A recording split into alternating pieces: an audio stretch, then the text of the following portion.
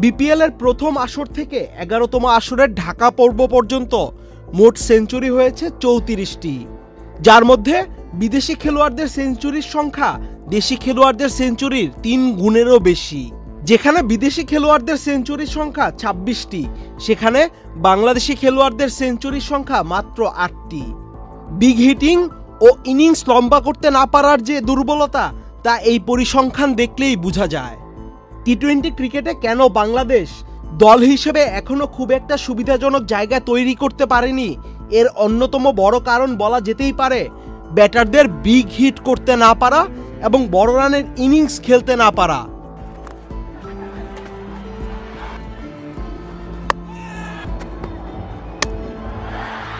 বর্তমানে যেসব টি-20 পিচ বানানো হয় তার অধিকাংশই থাকে ব্যাটিং সহায়ক, তাই টি-20কে বলা যেতেই পারে ব্যাটিং বান্ধব খেলা।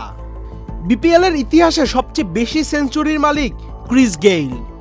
গেইলের সেঞ্চুরি সংখ্যা মোট 5টি। দেশীয় খেলোয়াড়দের মধ্যে সর্বোচ্চ সেঞ্চুরির মালিক তামিম ইকবাল, করেছেন 2টি সেঞ্চুরি, যার একটি এসেছে 2019 সালে আর অন্যটি 2022 সালে। 2019 সালে তামিম ইকবালের ইনিংসটি ছিল 61 বলে 141 রানের।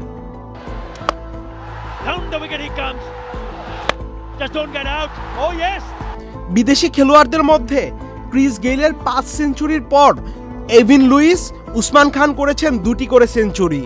অন্যদিকে বাংলাদেশি খেলোয়াড়দের মধ্যে তামিম ইকবালের 2 সেঞ্চুরির পর শাহরিয়ার নাফিস, মোহাম্মদ আশরাফুল, সাব্বির রহমান, নাজমুল হোসেন শান্ত, তাওহিদ হৃদয় ও তানজিদ তামিম করেছেন 1টি করে সেঞ্চুরি।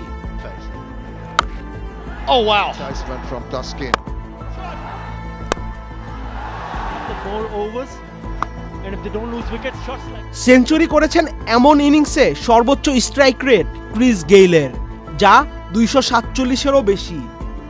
অন্যদিকে দেশীয়দের মধ্যে সেঞ্চুরি করেছেন এমন খেলোয়াড়দের মধ্যে স্ট্রাইক রেট সবচেয়ে বেশি তামিম ইকবালের, যা 231।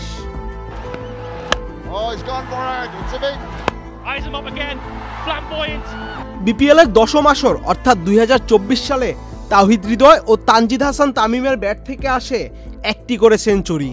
অন্যদিকে 2024 সালে বিদেশিদের ব্যাট থেকে আসে 1টি মাত্র সেঞ্চুরি, যা করেন উইল জ্যাকস। বিপিএল এর 11তম আসর অর্থাৎ 2025 এডিশনে এখন পর্যন্ত সেঞ্চুরি হয়েছে 2টি এসেছে বিদেশি ব্যাটসম্যানদের হাত ধরে।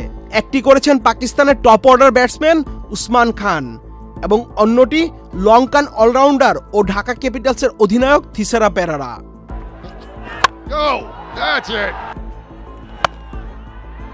এখন দেখার বিষয় বিদেশি খেলোয়াড়দের সেঞ্চুরির সাথে দেশি খেলোয়াড়দের সেঞ্চুরির যে বড় এক ব্যবধান, তা কতটা কমিয়ে আনতে পারে আমাদের দেশি খেলোয়াড়রা। আহমেদ শাফি, চ্যানেল আই।